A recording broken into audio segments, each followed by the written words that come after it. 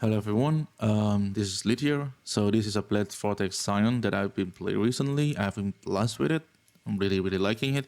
I do post a test run video before, and this is a POP. It's finally finished.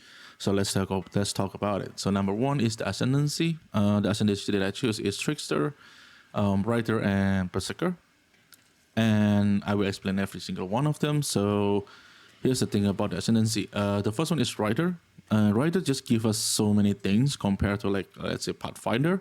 I tried Pathfinder before, but I don't really like it because it just improves the sustain. While when you already on the map that are very dense, this tend to be useless. So I opt for the Writer instead. This gives 20% spell suppressions, which allow me to cap the suppressions. I only have 1% more.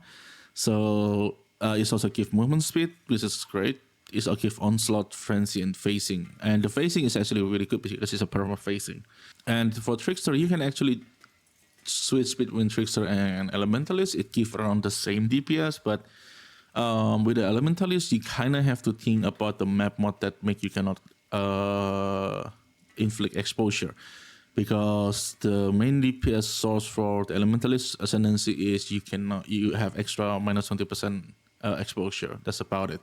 So you kind of have to play with a different map mod. But for me, I chose Trickster because it have more value in my opinion. It does give more spell suppression. You suppress more spell damage. You release energy shield from your damage. And it's also the most important line, I think, is the nearby enemy action speed is most at 92% base value. This because Blade Vortex is mostly on the melee range. So this line is actually really good. For the third one is a Berserker. This is basically just for the 50% more damage. It's just increased that much damage, but there's another Ascendancy you can take around this. The option is like Berserker or Inquisitor. And the reason why you have to choose between these two, because you also need the strength. Like if you choose Inquisitor and you choose this one, you still have to make sure that you kept your strength. So there's a two-way to go. Inquisitor, you have damage, but you also can create that consecrated ground, which increase your regen and so on and so forth, which is pretty good. And for the Berserker, it's just for damage basically, but it gives more strength. So play around with this. You can try between these two, and I think both of them is equally good. So that's about the Ascendancy. And one thing also about the Ascendancy, you can actually start from Trickster and you can Forbidden Flesh and Flame Writer. That's also a thing that you can do. And the problem with that is just you need to one extra skill point. So I choose starting from Ranger just because it saves one extra skill point. That's about it. From the starting point, this need like 4 points. If you start from Shadow starting point, you will need 5 points. So you need to spend 1 more point from this. And that's basically why I'm choosing to start point from Raider. So that's about the Ascendancy. And for another one that I want to talk about is Little Pride. There's an option to use Militant Fate. But if you use Militant Fate, the damage is more or less the same. You probably can get a little bit more value from Militant Fate. But if you want to use Militant Fate, number one is you need to make sure you still strength cap. Because let's say in this one, I have a Militant Fate here. You can see that the DPS is not that much different. You can take this one off and you can put in the Inner Conviction. The DPS is more or less the same. But we are not met the strength requirements. So this is something you need to be solved if you want to use Inner Convictions. And for me, I will stick with Little Pride because I think it's much easier to use. And for the Little Pride, you can click on the POP, and there's a button here that find timeless jewel. You can jewel tap Little Pride. Conqueror is like anything, doesn't really matter. But if you use if you want to search for Militant Fate, you need to find Dominus. So for the Little Pride, you can do any Conqueror, and Jewel Socket make sure it's minion instability, because this is where we're going to put the Little Pride. And I usually just filter node, this basically telling the app to search only on the node that you allocated.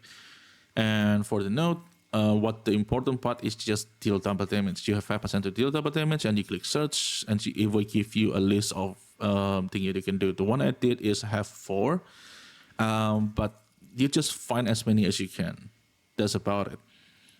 And so that's about the timeless jewel. And About the classic jewel, we have Blood Freeze, Dorani Lessons, and Black Snow.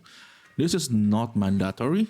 Dorani Lessons just give like extra recovery because of the leech, but I do run the map that cannot leech, so I'm not fine with it. So this is clearly it's not mandatory, but it does help having some recovery in yourself. Black Snow is just especially more DPS, and Blood Freeze is the crowd control, especially make your freeze spread in within 1.2 meters. If you do not have the slot set up, but the Blood Freeze you can also obtain in the glove. The trade-off is if you put in the glove, you kind of have to remove the chance to unnerve, meaning you're going to lose a little bit more DPS. It's like 2 million DPS from that one, from the unnerve. That's about that one. And we are spell suppression cap, 85% chance to evade. What else? The other class of jewel is basically just Iron Breaker and Frost Multiplier. You want these two on the front. I don't know, if you're rich, you can try Voices, so you can put more jewel. The more important one is the medium cluster. The medium cluster, we have two medium cluster that we use. The first one is very obvious, is the Asset Dominance and Towering Threat. This gives you more area of effect, more life. This also gives you more area of effect. The other one is Purposeful Harbinger. This is to increase more damage, and Bringer is the same thing. You can actually switch this one with this Asset Dominance and Towering Threat, but you will lose a little bit of DPS. So this is a trade-off you can do also if you prefer to have more AoE. The other thing I want to talk about also about the Impossible Jewel. I'm using the word with Necromantic Aegis because I want skill effectuations, Ash, Frost, and Storm, and Dreamer. The important part is the Ash, Frost, and Storm because in this build, Freeze and Shield is actually your layer of defense. And so I kind of want to scale it somewhat. So the way I scale it is here with the 30% increase effect on a non-damaging element here. And we also have increased duration of cold element here. So it's make you easier to chill, easier to freeze. There's also non-damaging element for the quiver, which I will talk a bit later on about the items. But now for the Impossible Escape, this one is pretty expensive. So if you cannot get this one, there's another Impossible Jewel you can do is on here, Mage Bane. That's going to give you effect durations, 2 of this. Because basically what one skill duration do to you, like we lose a little bit of DPS. We do not lose that much of DPS. So this is more on the convenience setup. With more skill durations, it's make you easier to keep your Blade Vortex on the stack of 10. Because Blade Vortex deals the most damage when you have 10 blades. So you can take this 2 here, and you can take the life mastery and take this mana cost life. And it's going to give you enough mana cost to cast low enough. 22 is good enough for me. This is one thing you can do if you cannot afford or if you do not want to take the Necromantic Aegis. So that's an option. For me, I prefer to get the Necromantic Aegis because it just gives a lot of things. Like it gives mana cost, it gives mana regen, it gives more mana, it gives elemental damage, chance to freeze, and effect of normal damaging element. It also gives skill duration. So this is, I think, for me, I like this one more. But there's another option you can do is a Mage Bane, or I think the other one you can also do is Borrow Weekend's Blow to take this life note, which also reduce mana cost. But this is something you can play around. You don't have to use this one. I think that's about the 3. And the other thing is spell suppression first. In this one, I kept spell suppression, but it's just really, really tight. So you might not able to achieve this. So if you cannot achieve 100% spell suppression with this mastery, I suggest go to this mastery and choose the spell suppression is lucky. This is good enough, especially if you have like 60-70% spell suppressions. This is good enough to hold yourself. Of course, it's not going to be as powerful as full cap, but full cap is kind of quite difficult. And the reason why I can full cap is also because of the charm, and this is about the charm. The mandatory one is banner skill have no reservations. That is how I can use third banner. And without this note, I do not have the reservation enough for the third banner. So having this make you able to use third banner, and This one is gain power charge on critical. This is how we generate power charge. So this is mandatory. And the last one is I'm choosing critical strike, have cooling strike, but you can find this. You can probably find another one, but I think cooling strike is probably the best options you have because cooling strike is really strong in this league. The reason why I can special press because in these two charm I have 15% spell suppressions, so I can keep this spell suppression. And for the charm, I have a charm here. Not the charm, that which was taken jewel. And this one is basically, effectively, the most important stat is here. It just cannot take reflected elemental damage. This just make me able to remove one map mod. That's about it. So on the dead which was taken, you can do anything you want here, and you can find a better one. I plan to change this, but I'm still looking for what I want to do, what I want from this jewel. The chance to get onslaught is no longer matter because we have onslaught from writer, and we are using national doctrine here. And because our intelligence is the highest attribute, we will able to create proving ground. And what proving ground did is it increased the critical chance for the monster. So you're more likely to deal critical chance, and it's also reduced minus 10% or elemental resistance. So basically, if I remove this, it's quite a big loss of DPS. So I don't think this is expensive. You for the implicit, just take whatever you want. The 3% global critical multiplier I don't think is that impactful. What you need is the jewel itself, rational doctrine. And this is for the flash. Like I said, you can choose between trickster and elementalist. Both of them is good. There's a lot of piece that you can plug and play. And that's the point of the POP. I give you some sort of guideline, but you can deviate as much as you want. As long as you keep everything intact and you keep all the key point intact, you'll be fine. So this is the POP. This is about the tree. And for the items, I'm using a mirror bow. And yeah, you can use a normal bow probably, but your damage won't be that good. And the problem with that you're probably going to encounter when you reach like 9-10k whips. And this I really recommend if you really can get it, just get the mirror bow. This is the only mirror item you need on this build because the bow just adds so much damage. That's about it. And for the quiver, this is the 2 influence quiver. I will make a crafting video about it later on. I mean, I need to explain a little bit more about this one. So basically how I craft it in a nutshell is I take 2 bases of influence. One have physical damage convert to cold. One have physical damage extra cold. So I combine them together, hope for a life prefix or open prefix. That's about it. And that's how I craft the prefix. And for the suffix, especially just prefix are going to be changed. And you reforge influence. And you hope to get the effect of non-damaging element. It's pretty low chance, so I don't think this is like extra cool.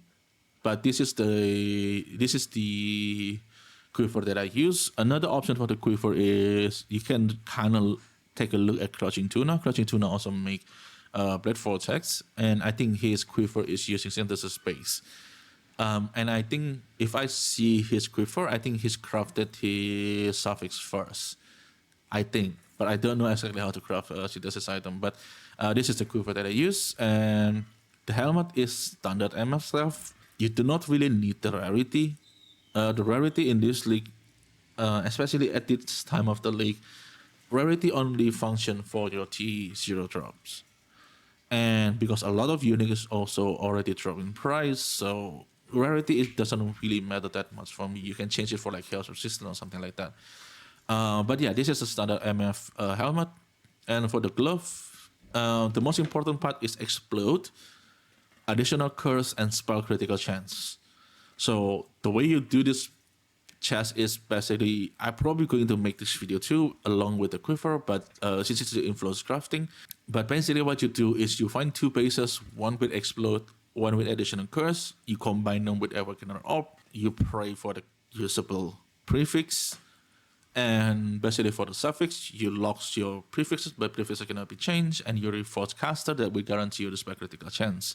And for the other 2 prefix is basically just random. In my case, I fill up the suffixes, so that's kind of the end of the crafting for me. But even if I'm not feeling the suffixes, I really don't know what to do after that one. It's probably just slam and craft something that you want. And that's about the chest. And for the glove, this glove is a conversion glove. I probably also will make a video for this one. I think I will make one video that explain how to prove that three things. And this is basically a glove with the fracture temple mod. The base is quite expensive. I buy this one for like 130 div. So if you don't have that much money on this one, I should just find the one that not fracture, but with a usable suffix. So you search on the trade with this temple mod, and you want to find that one with two usable suffix, because the prefix, you can change the prefix. With Eldritch Chaos, you can reinforce the prefix as much as you want. You just need to make sure the suffix is good enough for you. So in this case, I went for Spell Suppression and Chaos Resistance because this is a fracture item. I can actually crafting it. So this is how I get my physical damage convert to cold. And this is how I get the cold exposure and unnerve. And this is about the glove. And the boots is standard MF boots. This is numbered boots. And I have a corruption with movement speed. And this is the one that I want to talk about, is a Simplex Amulet.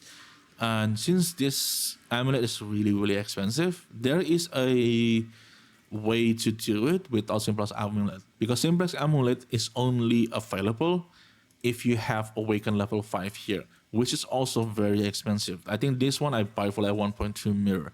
So if you do not have the Awaken level 5, you can buy the Awaken level 4. Awaken level 4 is the minimum unit. You cannot use you cannot use Enlighten 3. You need Enlighten 4 at the minimum. So if you have Enlighten 4 here, and you change your amulet into Replica Dragon Fight, you will have more DPS, and you will have enough reservations. The only thing you need to pay attention is you need 9 or 10% of mana reservation here. So in this two setup, you basically remove two items that basically work like two mirror. And you can still use this build if you use Enlighten 4 and Dragonfang. This is kind of like quote-unquote budget version of this because it's still not cheap, but it's a lot cheaper than the full versions. And for the ring, you can go for Vanguard Gamble. I think there's also another synthesis ring that give effect of Herald of Purity or Herald of Ice. But I mean, ring, you can use whatever you want. I use Ventor because I'm semi-MF. And for the belt, in this slot, unfortunately, I have to say that this is mandatory. Headhunter, you have to use Headhunter.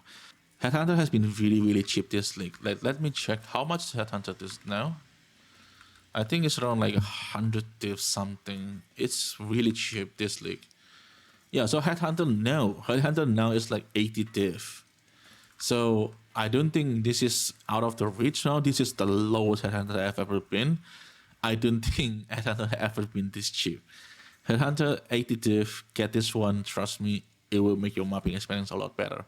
So Headhunter, for me, is mandatory. For the flask, there's a few things you can do to here. I use gold flask, this to increase rarity. Like I said, since rarity is not that much important, you can actually change this for the Taste of Hate. If you Taste of Hate, you actually gain more DPS. You also become more defensive. You can get more defense. So if you don't like gold flask, you can use Taste of Hate. It's up to you. And the other three flasks is pretty self-explanatory. This is Jet Flask for evasions, Diamond Flask for critical, and Quicksilver for movement speed. And the last one, this is also another sad news, I guess, because you really need Progenesis. The thing about Progenesis is not about like you cannot do it without it. You can use like Amethyst Flash here to cover your Chaos Resistance, but Progenesis is just give so many defense. It's just make your character a lot sturdier. And that's about the Progenesis. So, what other thing here? This another thing here that's probably going to cost you money is Unnatural Instinct. It's not about the Unnatural Instinct, it's about the Corrupted Blood.